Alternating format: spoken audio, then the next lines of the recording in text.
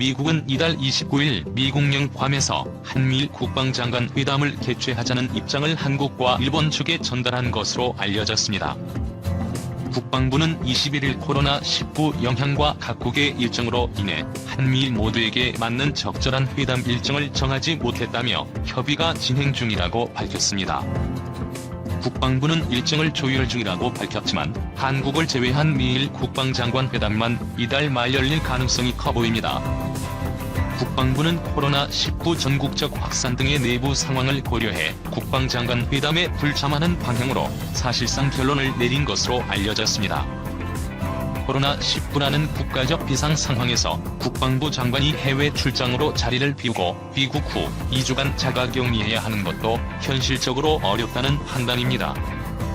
국방부는 한미일 안보 협력이 중요하다는 인식에 따라 삼국 장관 회담 개최 관련 미일 측과 긴밀히 협의해 왔다고 설명했습니다. 정부는 지난 5월 정경두 국방부 장관, 마크 에스퍼 미국 국방부 장관, 고노 타로 일본 방위상이 참여하는 한미일 국방회담을 개최하자고 최초 제안한 것으로 알려졌습니다. 과거 수차례 협의에서는 미국과 일본의 내부 사정으로 일정이 합의되지 않았다고 군 관계자는 전했습니다. 현재 일본은 동북아 주변에서 대만을 제외하고는 자신들을 둘러싼 모든 국가들이 사실상 적대적이라서 그 어느 때보다 미국에 의지하고 있으며 아베 총리는 트럼프가 당선되자마자 백악관으로 날아갔습니다. 트럼프뿐만 아니고 오바마 시절은 더욱더 미국과 깊은 밀월 관계를 내세웠고 모비를 했던 그들이기에 미국의 이런 발언은 말 그대로 청천벽력 이면행엄한 국제 외교의 현실을 실감케 했다는 것입니다. 불과 10년 전만 해도 미국의 싱크탱크는 동북아시의 전략적 중심을 일본으로 보고 의견을 냈으며 미일 동맹은 동맹 중에서도 최고 수준인데 어떻게 그중 가장 영향력이 있는 캐릭터에서 이런 말이 나오냐는 것이요. 또한 일본은 미국 싱크탱크 일본 관련 연구를 위한 자금도 엄청나게 지원해온 바 있습니다. 일본은 미국의 핵심 여론을 조성하는 곳이 그들이 힘을 알기에 사사키 평화재단을 비롯해 각종 조성된 풍부한 자금이 미국에 수혈되면서 일본에 유리한 여론을 형성했고 때론 그것이 한국에 불리하게 작용이 됐습니다. 실제 사사키 평화재단은 2014년 한국의 독도를 미국이 다시 분쟁지역으로 변경하는 데 일주었습니다. 이렇게 오바마 민주당 정권 집권 시기에 한반도에 적용된 정책은 일본과 극애를 같이 한다는 것을 봤을 때 일본의 중장함은 사실상 워싱턴 정가에 막강한 영향력을 끼치고 있었음을 알 수 있는 것이요. 또한 일본은 지금 북미국의 한국은 친정 세력이라며 G7 첨가가 부당하다는 의원을 미국에 전달하면서 친중 국가인 한국이 미국 네트워크에 필요 없다며 한국이 미국으로서 동맹 자격에 있냐면서 미국의 한국을 내치라고 설득하려고 되지만 반대로 미국에서 일본과 동맹을 끊자는 이야기를 하자 일본으로서는 받아들일 수 없는 폭탄 선언인 것입니다. 미국에서는 이렇게 얘기하는 것은 미중 간 국방비를 쏟아붓는 치열한 경쟁과도 관계가 없지 않습니다. 미국은 이제로서는 둘째 지구 중국이 쏟아붓는 천문학적인 국방비가 구삼이 되는 형국입니다. 물론 여전히 미국은 2012년 기준으로 중국보다 4배 이상의 국방비를 집행하고 있습니다만 DP 수준으로 봤을 때 중국의 국방비는 미국을 위협할 정도의 수준으로 올라왔다는 것입니다. 따라서 전세계를 커버하는 미국은 점점 더 둔 좀 있는 동맹들이 자체 부장을 강화하는 것이요. 따라서 최근 한국의 혐오 미세를 비롯해서 전투기 개발 등 국방 5개년 계획 꿈을 실현하는 공습이 미국에서 논의되는 보수 핵심 사안과 맞다는 것입니다. 특히 미국과의 미사일 협정 등은 우연이 아니라는 것이고 미국은 한국의 국방력을 키우는 데 있어서 찬성하는 일정을 보인다는 일단 로변은 것입니다. 한국 입장에서도 자주 국방을 키워간 곳이 절묘하게 미국 보스 파브린 의도와 맞아 떨어진 것입니다. 일본은 미국의 이런 주장이 억울할 수도 있습니다. 만 미국은 반대로 비싼 한국도 저렇게 자주 국방을 추진하며 스스로 노력하는데 일본은 미국만 바라보고 있다고 해석한다는 것입니다. 미국의 보수파 싱크탱크 케이토는 일본에 대해 다음과 같이 냉정한 평가를 내렸습니다. 신까지 일본은 미국과의 동맹을 통해서 안전을 누리기만 했다는 것입니다. 일본은 주변의 강대국들이 많이 포진하지만 치명적인 위협을 당하거나 위기에 빠지는 경우는 없었습니다.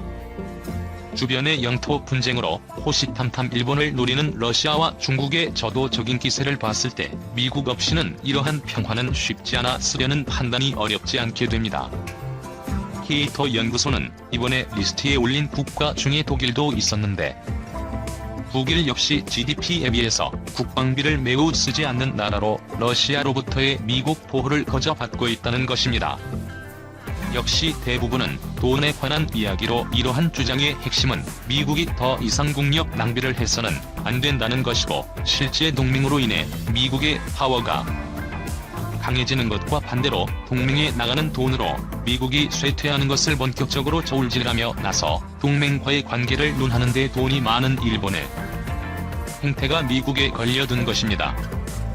물론 트럼프 반대 진영 바이든은 동맹을 우대하고 동맹과 함께 미국을 더욱더 강화하겠다는 의지를 비춥니다만 만약 트럼프 부분 공화당에서 집권하게 된다면 이러한 추세는 더욱 더 강화되고 미국은 손을 거둘 것입니다. 미국은 이렇게 기존 동맹 중 일본과 같은 몇 국가들에게 이제 알아서 각자 도생하라고 주문하지만 문제는 이러한 추세에 일본이 대비가 되어 있지 않으며 한국보다 한 발 놓는 모습을 보이고 있다는 것입니다. 평화헌법에 묶여있던 일본은 적극적으로 국방비를 집행하지 않으면서 오히려 이것이 독이 돼 있습니다.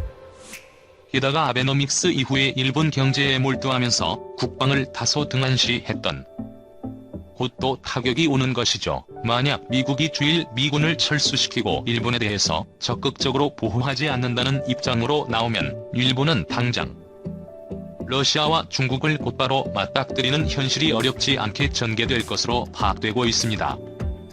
미 싱크탱크 국제전략문제연구소는 중국이 마음만 먹으면 생각 구열도를 간단하게 적용할 수 있다며 일본의 해군력 이중국 고대 상당히 열세라고 평가합니다. 그런 상황에 미국의 철수는 엄청난 부담이 됩니다.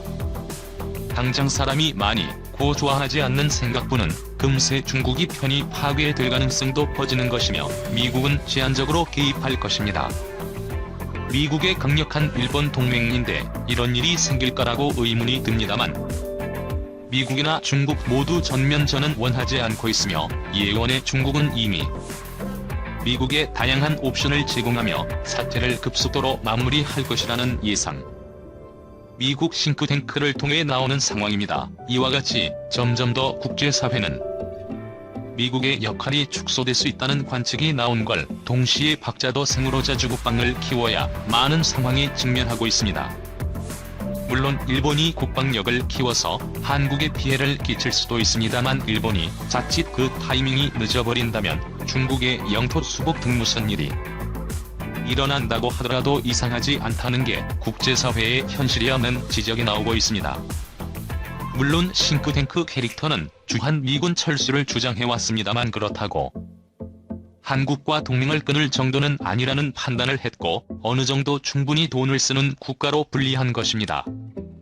대한민국 정부는 국방 예산을 갈수록 늘려가면서 자주 국방을 표방해왔는데 지난해 7월 일본은 반도체 핵심 소재인 EUV 포토레지스트, 브라폴리이미드, 브라수소 등 3개 품목에 대해서 대한국 수출 규제 강화 조치를 단행하며 한국을 본격적으로 견제하기 시작했습니다. 당시 한국 정부는 합리적인 근거가 결여된 일본 측의 조치에 반발해 같은 해 9월 세계 무역기구 WTO에 이 건을 제소한 바 있습니다. 그리고 11월 한국과 일본 양국 간의 대화의 자리가 마련돼 그동안 진행해오던 WTO 제소 절차를 잠정 중단한 상태였습니다. 적극적인 의사소통을 통해 한국은 전략물자 관리 체계를 강화하는 등 문제 해결을 위한 해법을 모색하고자 노력한 반면 일본 측은 수출 규제 문제에 대해 함께 해결해 나가고자 하는 의지가 전혀 없어 결국 한국이 통보했던 지난 5월 31일 기한을 넘겨버렸습니다. 이에 한국 정부는 잠정 중단했던 WTO 제소 절차를 다시 밟게 됐는데 이를 두고 일본 측은 일방적인 조치에 유감이고 심지어 한국이 실제로 다시 WTO에 제소할지조차도 미지수라며 떠들고 있습니다. 지난 3일 니혼 게이자이 신문의 보도에 따르면 한국이 WTO에 다시 제소하면 분쟁 분쟁 해결 절차가 모두 마무리되는데 약 2년이라는 다소 긴 시간이 소요되고, 또한 WTO의 최종심에 해당하는 상급위원회는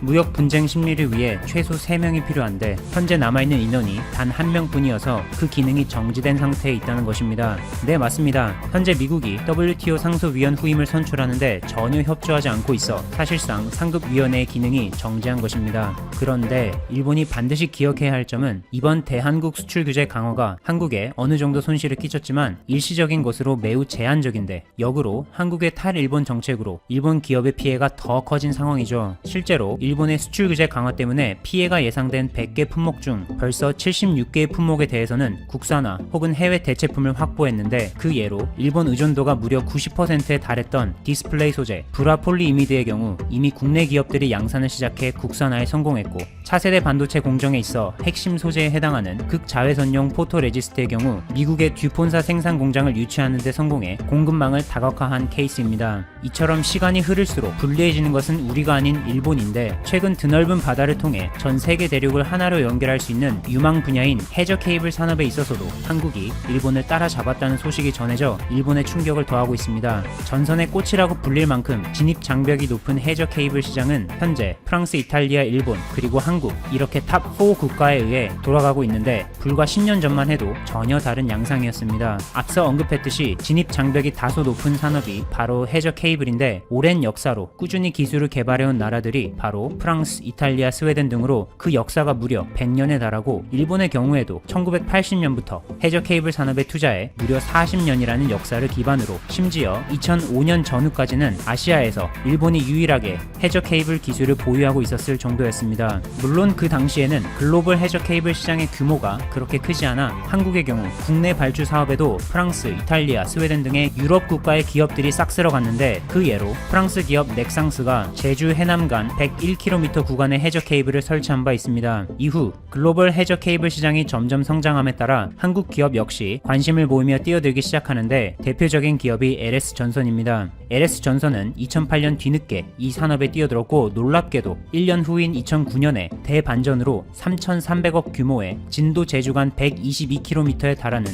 해저 케이블 사업을 경쟁자들을 물리치고 따낸 것입니다. 그리고 2011년에는 LS전선이 한국 기업으로서는 최초로 미국의 해저 케이블을 수출하는 데 성공하는 등 무서운 속도로 성장합니다. 그리하여 프랑스의 넥상스, 이탈리아의 프리즈미안, 일본의 스미모토와 함께 한국의 LS전선이 세계 빅4에 속한 것이죠. 한국이 뒤늦게 뛰어들었음에도 불구하고 이렇게 빠르게 해저 케이블 산업에서 40년 역사의 일본은 물론이고 100년 이상의 유럽 기업들을 금세 따라잡고 글로벌 시장의 판도를 바꿀 수 있었던 것은 바로 선택과 집중이라는 과감한 전략 때문입니다. 해저 케이블의 경우 한번 설치하고 나면 최소 30년 이상은 사용해야 하기 때문에 그만큼 내구성이 강해야 하는데, LS전선은 내구성 부문을 집중적으로 파고들어 세계적인 경쟁력을 갖추었습니다. 또한 아무나 쉽게 할 수 없는 100km 이상의 장거리 생산 능력 역시 LS전선을 해저 케이블 산업 빅4에 올린 강점으로 꼽을 수 있습니다. 이렇게 한국이 선택과 집중의 전략을 통해 해저 케이블 산업에서 비약적으로 성장하는 동안 일본은 자국의 내수 시장에만 집중하는데, 섬나라인 일본의 해저 케이블 시장은 한국보다 훨씬 크기 때문에 지금까지는 그럭저럭 해왔지만 앞으로는 완전히 이야기가 달라집니다. 최근 일본은 내수 시장에 대한 높은 의존도 때문에 생산량 정체라는 문제를 겪고 있어 해외로 눈을 돌려 그 해답을 모색하고 있지만, 해외 시장에서는 이미 한국이 많은 경험을 바탕으로 신뢰를 쌓아왔고, 최근에는 중국도 국가 차원에서 해저 케이블 산업에 본격적으로 투자하기 시작해 일본에게는 쉽지 않은 경쟁이 되겠습니다. 지난 1일 문재인 정부가 데이터, 네트워크, 인공지능의 DNA 생태계 강화 등을 바탕으로 한 디지털 뉴딜과 저탄소 구조로의 전환, 녹색 기업 육성 등의 그린 뉴딜을 양대 축으로 한국판 뉴딜에 2025년까지 약 76조 원의 투자 추진을 발표했습니다. 해저 케이블 분야 역시 이번 그린 뉴딜 사업에 포함돼 한국의 해저 케이블 산업에 있어서 앞으로의 발전이 더 기대됩니다.